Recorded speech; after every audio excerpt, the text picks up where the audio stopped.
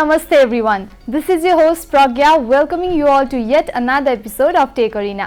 आजको यस एपिसोडमा हामी टोरेन्टको बारेमा कुरा गर्नेछौँ। टोरेन्ट हामी धेरैले प्रयोग गरेका छौँ होला वा प्रयोग गरेका छैनौँ भने पनि सुनेका त पक्कै छौँ।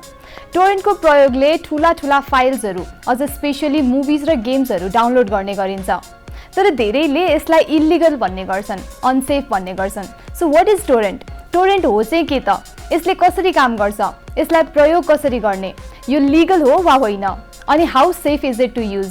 आजको यस एपिसोडमा हामी टोरेन्टसँग रिलेटेड यी सम्पूर्ण क्वेशनहरूको आन्सर गर्ने कोसिस गर्नेछौँ।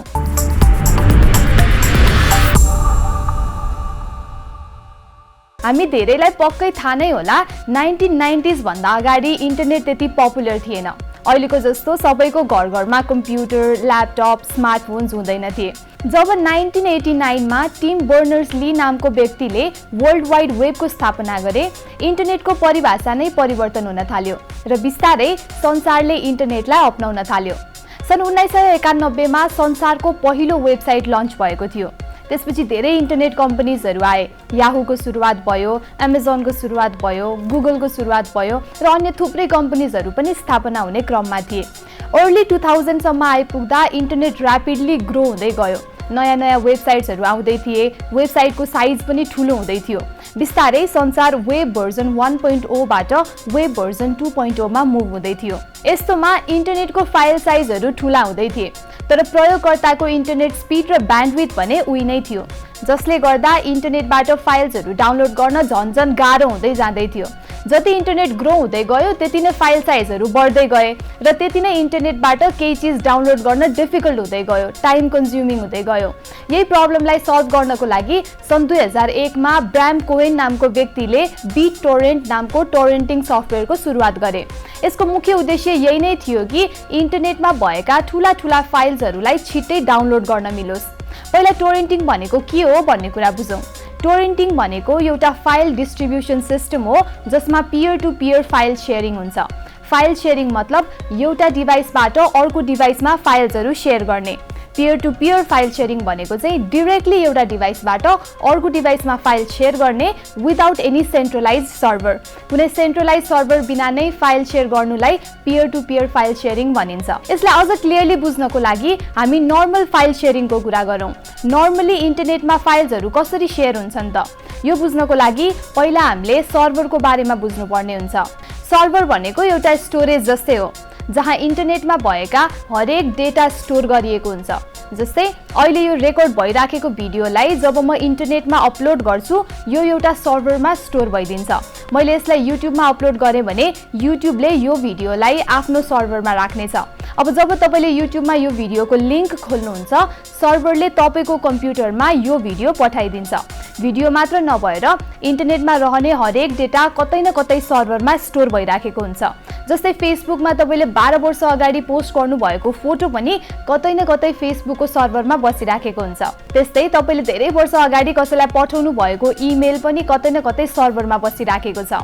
हामीले इन्टरनेटमा जे देख्छौँ त्यो सबै सर्भरकै माध्यमबाट आउने हो। जस्तै गुगलमा हामीले केही सर्च गरेपछि गुगलले जे रिजल्ट्सहरू देखाउँछ त्यो रिजल्ट्सहरू भनेको गुगलको सर्भरमा बसेको हुन्छ। जब हामी गुगलको सर्भरलाई रिक्वेस्ट गर्छौँ त्यो सर्भरले हामीलाई डेटा पठाइदिन्छ। यसलाई भन्छ रिक्वेस्ट र रेस्पोन्स। हामी ब्राउजरको माध्यमबाट सर्भरलाई डेटा रिक्वेस्ट गर्छौँ र सर्भरले हामीलाई डेटा पठाएर रेस्पोन्स गर्छ। सो हामीले इन्टरनेटबाट कुनै पनि फाइल्स डाउनलोड गर्छौँ भने पनि त्यो फाइल कतै न कतै सर्भरमा स्टोर भइराखेको हुन्छ र त्यो सर्भरले नै हामीलाई फाइल पठाउने काम गर्छ। फर एक्जाम्पल तपाईँले युट्युबबाट कुनै भिडियो डाउनलोड गर्नुभयो भने त्यो भिडियो युट्युबको आफ्नो सर्भरबाट तपाईँ हाम्रो डिभाइससम्म आइराखेको हुन्छ। युट्युबमा भएका हरेक भिडियोहरू गुगलको डेटा सेन्टरभित्र रहेको सर्भरमा स्टोर गरेर राखिएको हुन्छ र जब तपाईँले त्यो भिडियो डाउनलोड गर्नुहुन्छ युट्युबको सर्भरले तपाईँलाई त्यो भिडियो पठाउने काम गर्छ। यो जेनरल फाइल शेयरिङको कुरा भयो।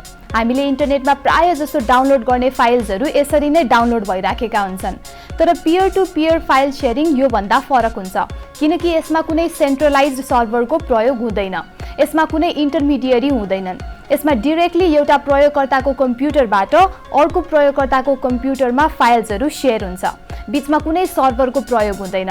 जस्तै तपाईको र मेरो कम्प्युटर चाहिँ पियर टु पियर नेटवर्कमा कनेक्टेड छ भने मेरो कम्प्युटरमा भएको फाइललाई तपाईले डाइरेक्टली आफ्नो कम्प्युटरमा डाउनलोड गर्न सक्नुहुन्छ विदाउट एनी इन्टरमिडिएरिज। यसलाई भनिन्छ डिसेन्ट्रलाइज सिस्टम, जसमा कुनै कन्ट्रोलिङ बडी हुँदैन। नेटवर्क भित्र रहेको कम्प्युटरहरू आफै क्लाइन्ट पनि हो, आफै सर्भर पनि हो। यो peer to peer file sharing सन् 1999 मा इन्ट्रोड्युस भएको थियो। त्यो बेलामा न्यापस्टर नामको एउटा म्युजिक शेयरिङ सर्भिस थियो। यसमा MP3 फर्मेटमा अडियो फाइल्सहरू यानि कि गीतहरू डाउनलोड गर्न मिल्थ्यो। त्यो टाइममा त्यति धेरै गीत डाउनलोड गर्न मिल्ने एप्सहरू थिएनन्। सो सन फ्यानिङ नामको व्यक्तिले न्यापस्टरको सुरुवात गरे। यो एउटा पियर टु पियर सर्भिस थियो। यसबाट चाहिँ एउटा कम्प्युटरबाट डाइरेक्टली अर्को कम्प्युटरमा MP3 फाइल्सहरू डाउनलोड गर्न मिल्थ्यो। जस्तै यदि मेरो कम्प्युटरमा 5-7 वटा गीतहरू छन् भने अरू कसैले मेरो कम्प्युटरबाट डाइरेक्टली ती गीतहरू डाउनलोड गर्न सक्ने भए। तर त्यसको लागि मेरो कम्प्युटर पनि पियर टु पियर नेटवर्कमा जोडिएको हुन पर्यो, अरूको कम्प्युटर पनि त्यो नेटवर्कमा जोडिएको हुन पर्यो। तर कुनै एउटा अथराइज सेन्ट्रलाइज सिस्टम नभएको कारणले यसमा एकदम धेरै कपिराइटेड म्युजिकहरूको आदान प्रदान हुन थाल्यो। यसको विरुद्ध अमेरिकन रेकर्डिङ स्टुडियोले मुद्दा चलाएपछि सन् 2001 मा यो सर्भिस बन्द भयो। त्यसपछि यही पियर टु पियर सर्भिसलाई आधार बनाएर 2001 मा ब्राम कोहेनले बिट टोरेन्टको सुरुवात गरे। बिट टोरेन्ट चाँडै नै निकै पपुलर भयो किनकि यो फाइल शेयरिङ सर्भिस अरूभन्दा डिफरेन्ट थियो। यसको फोकस मेनली स्पिड र डिसेन्ट्रलाइजेसनमा थियो। अब कुरा गरौँ टोरेन्टले कसरी काम गर्छ भन्ने बारेमा। फर्स्टमा त टोरेन्ट एउटा पियर टु पियर सर्भिस हो। सो यसमा कुनै एउटा सेन्ट्रलाइज सर्भर हुँदैन। यसमा एकजनाको कम्प्युटरबाट अर्कोको कम्प्युटरमा डाइरेक्टली फाइल्सहरू डाउनलोड गर्न मिल्छ। तर त्यसको लागि ती कम्प्युटर्सहरू टोरेन्टको नेटवर्कमा कनेक्टेड हुनुपर्छ। अब कम्प्युटरहरूलाई कसरी टोरेन्टको नेटवर्कमा कनेक्ट गराउने त भन्दा by downloading torrent management software, जस्तै बिट टोरेन्ट एउटा सफ्टवेयर भयो, यु टोरेन्ट, भ्युज, बिटकमेट, यस्ता थुप्रै टोरेन्ट म्यानेजमेन्ट सफ्टवेयर्सहरू छन् जसलाई डाउनलोड गरेर आफ्नो कम्प्युटरलाई टोरेन्टको नेटवर्कमा कनेक्ट गराउन सकिन्छ। एकचोटि कनेक्ट भइसकेपछि तपाईले टोरेन्टबाट फाइल्स डाउनलोड गर्न सक्नुहुन्छ र यसमा फाइल्स अपलोड पनि गर्न सक्नुहुन्छ। टोरेन्टले यसरी नै काम गर्ने हो। पहिला तपाईले टोरेन्ट नेटवर्कमा रहेको कसैको कम्प्युटरबाट आफूलाई चाहेको फाइल डाउनलोड गर्नुहुन्छ र त्यही फाइल चाहिँ टोरेन्टको नेटवर्कमा अपलोड गरिदिनुहुन्छ ताकि अरू कसैले पनि तपाईको कम्प्युटरबाट त्यो फाइल डाउनलोड गर्न सकुन्। क्लाइन्ट पनि तपाईकै कम्प्युटर हो र सर्भर पनि तपाईकै कम्प्युटर हो। तपाई यदि अरूको कम्प्युटरबाट केही फाइल डाउनलोड गर्दै हुनुहुन्छ भने तपाईलाई लिचर भनिन्छ र तपाई टोरेन्ट नेटवर्कमा केही फाइल अपलोड गर्दै हुनुहुन्छ भने तपाईलाई सिडर भनिन्छ। र यो लिचर र सिडरको प्रोसेस चाहिँ अटोमेटिक हुन्छ। मतलब तपाईले टोरेन्टबाट कुनै फाइल डाउनलोड गर्नुभयो र त्यो डाउनलोड कम्प्लिट भइसकेपछि चाहिँ त्यो फाइल अटोमेटिकली अपलोड मोडमा जान्छ ताकि अरूले पनि तपाईको कम्प्युटरबाट त्यो फाइल डाउनलोड गर्न सकुन्। अब टोरेन्ट अरू फाइल शेयरिङ सर्भिसबाट कसरी स्ट्यान्ड आउट भयो त भन्दा यसमा चाहिँ एकचोटिमा मल्टिपल कम्प्युटरहरूबाट एउटै फाइल डाउनलोड गर्न सकिन्छ। फर एक्जाम्पल मलाई एउटा कुनै ह्युज गेम डाउनलोड गर्नु छ अनि मैले कुनै एउटा कम्प्युटरबाट डाउनलोड गरेँ भने त्यो डाउनलोड हुन निकै टाइम लाग्छ। अझ स्पेशली जुन कम्प्युटरबाट मैले गेम डाउनलोड गर्न खोजिरहेको हुन्छु त्यही कम्प्युटरबाट अरू 100 जनाले पनि एकैचोटि त्यही गेम डाउनलोड गर्न खोजे भने डाउनलोड हुन झन् बढी टाइम लाग्ने भयो। अब लेट्स इमेजिन त्यही गेमको 5 MB फाइल मैले एउटा कम्प्युटरबाट डाउनलोड गर्छु, 5 MB फाइल अर्को कम्प्युटरबाट, त्यसपछि बाँकी अरू 10 MB अरू कम्प्युटरबाट। सो यसरी चाहिँ मैले एकैचोटि गेमको सानो सानो टुक्रा 5-6 वटा कम्प्युटरबाट एकैचोटि डाउनलोड गरेँ भने मेरो डाउनलोड स्पिड पनि छिटो हुन्छ र अरूको अपलोड स्पिड पनि छिटो हुन्छ।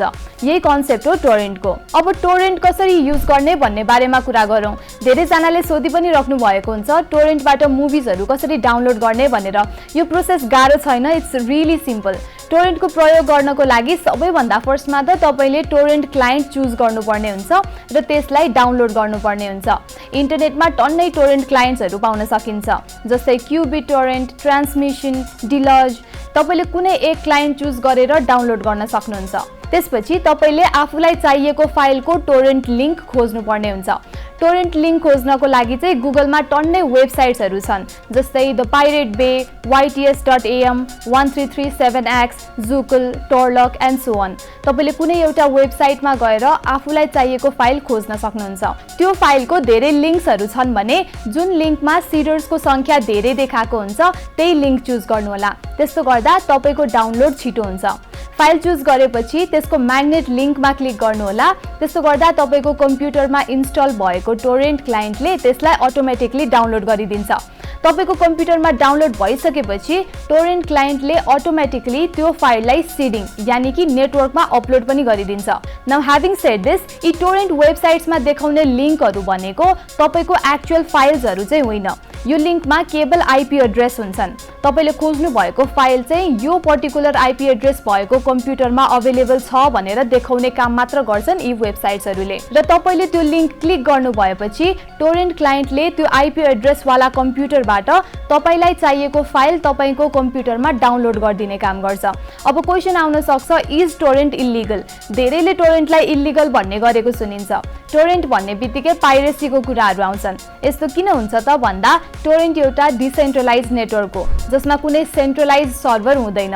मतलब यसमा फाइल्सहरू डाइरेक्टली एउटा कम्प्युटरबाट अर्को कम्प्युटरमा गइराखेको हुन्छ। सो सेन्ट्रलाइज सिस्टम नहुने बित्तिकै यसलाई गभर्न गर्न सकिँदैन, कन्ट्रोल गर्न सकिँदैन। जस्तै युट्युबमा तपाईँले कुनै कपिराइट कन्टेन्ट अपलोड गर्नुभयो भने युट्युबले तपाईँको त्यो कन्टेन्ट नै फालिदिन्छ अर डिमोनिटाइज गरिदिन्छ। तर टोरेन्टमा त कुनै कन्ट्रोलिङ बडी नै छैन। संसारभरि रहेका लाखौं कम्प्युटर्सबाट फाइल्सहरू डाइरेक्टली अपलोड र डाउनलोड भइराखेका हुन्छन्। सो यसले गर्दा टोरेन्टमा कपिराइट कन्टेन्टहरू म्याक्सिमम सेयर भइराखेका हुन्छन्। तर टोरेन्ट आफैमा इल्लिगल होइन। टोरेन्ट साइट्सहरूबाट फाइल सेयर गर्नुलाई इल्लिगल मानिँदैन।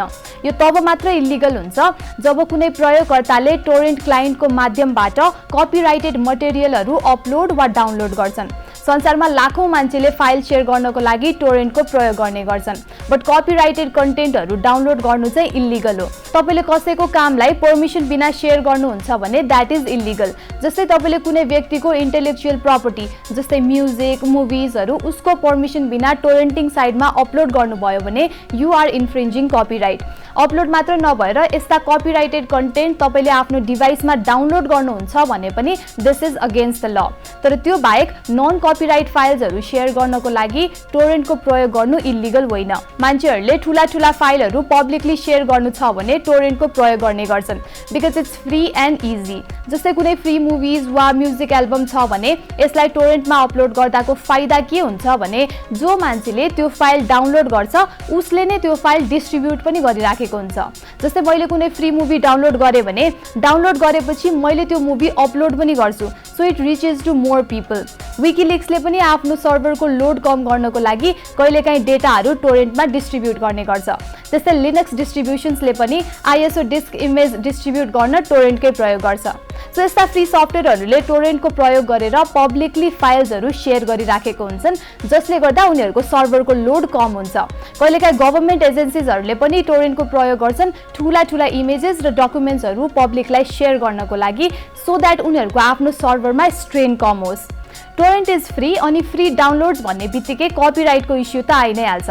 कन्टेन्ट क्रिएटर्सहरू जो कन्टेन्ट बनाउनुहुन्छ उहाँहरूलाई पनि कसैले आफ्नो कन्टेन्ट लिगली किनिदियोस् भन्ने हुन्छ because that's how they earn money. अब फ्रीमा उसको कन्टेन्ट अभाइलेबल भयो भने who will pay for it. So ideally चाहिँ कसैको कपिराइट कन्टेन्टहरू फ्रीमा डाउनलोड नगर्दा नै राम्रो, चाहे त्यो मुभी होस्, म्युजिक होस्, गेम्स होस्, इबुक्स, एप्स, सफ्टवेयर्स। त्यसबाहेक टोरेन्टलाई लिएर प्राइभेसी र सेफ्टीको इस्युजहरू पनि धेरै आउने गर्छ। Is torrent safe to use? Honestly भन्नुपर्दा टोरेन्ट युज गर्दा चाहिँ अलिकति प्रिकसन्सहरू अप्नाएको नै राम्रो, किनकि कतिपय टाइम फ्री कन्टेन्टको नाममा ह्याकर्सहरूले यसको माध्यमबाट मालवेयर सेयर गरिराखेका हुन्छन्, कम्प्युटरहरू ह्याक गरिराखेका हुन्छन्। अनि कुरा आउँछ भिजिबिलिटीको। टोरेन्ट प्रयोग गर्दा प्रयोगकर्ताको डिभाइसको आइपी एड्रेस टोरेन्ट नेटवर्कमा भएका सबै डिभाइसेसमा भिजिबल हुन्छ। यो इन्फर्मेसन जो कोहीले पनि ट्र्याक गर्न सक्छन्, चाहे त्यो ह्याकर्स हुन्, एडभर्टिजर्स हुन् वा कपिराइट होल्डर्स हुन्। सो यसको प्रयोग गर्दा VPN कनेक्ट गरेको राम्रो। VPN यानी कि भर्चुअल प्राइभेट नेटवर्क, जसले चाहिँ तपाईको IP एड्रेस मास्क गरिदिन्छ, लुकाइदिन्छ। VPN प्रयोग गर्नको लागि तपाईले सिम्पली आफ्नो कम्प्युटरमा VPN सफ्टवेयर डाउनलोड गर्न सक्नुहुन्छ। त्यसपछि VPN सर्भरमा कनेक्ट गरेर तपाईले एनोनिमसली टोरेन्टमा फाइल अपलोड वा डाउनलोड गर्न सक्नुहुन्छ। अब despite of all this issues torrent किन अझै पपुलर छ त? हुन त अहिले मुभिजहरु हेर्नको लागि नेटफ्लिक्स, डिज्नी प्लस, हुलु जस्ता स्ट्रिमिङ सर्भिसेसहरु आएदेखि टोरेन्टको प्रयोगकर्ता घटेका छन्। अब मुभिजहरु डाउनलोड गरेर हेर्ने भन्दा पनि मान्छेहरुले चाहिँ सिधै क्लाउडबाट हेर्न प्रिफर गर्छन्। बट स्टिल टोरेन्टको केही युनिक युज केसेसहरु छन् जसले गर्दा फाइल शेयरिङको लागि यो अझै पनि प्रयोग हुन्छ। Number 1, it's free. टोरेन्टमा तपाईले फ्रीमा movies, music, TV shows, softwares, एप्सहरु डाउनलोड गर्न सक्नुहुन्छ। Number 2, decentralised process. टोरेन्टले पियर टु पियर डिसेन्ट्रलाइज प्रोसेसको प्रयोग गर्छ, जसले गर्दा फाइल्सहरु कुनै सेन्ट्रल सर्भरबाट डाउनलोड हुँदैनन्। एउटा सोर्स इनएक्टिभ छ भने तपाईले सयौं अरु सोर्सेसबाट पनि त्यो फाइल डाउनलोड गर्न सक्नुहुन्छ। सेन्ट्रलाइज सिस्टममा त्यस्तो हुँदैन। सेन्ट्रलाइज सिस्टममा सर्भर डाउन भयो भने तपाईले फाइल डाउनलोड गर्न सक्नुहुन्न। Number 3, faster downloads. टोरेन्टले स्लो इन्टरनेट स्पिड वा लो कनेक्टिभिटी भएको प्रयोगकर्तालाई फाइल्सहरु चाँडै डाउनलोड गर्न हेल्प गर्छ, किनकि एज आई सेड अर्लियर यसमा एकैचोटी थुप्रै कम्प्युटरहरुबाट टुक्रा गरेर फाइल डाउनलोड गर्न सकिन्छ। Number 4, easy to use.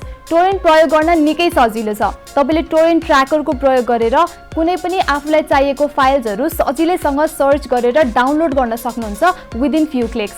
All right, so this is it for today's episode. आजको यस एपिसोडमा हामीले टोरेन्टको बारेमा कुराकानी गर्यौं।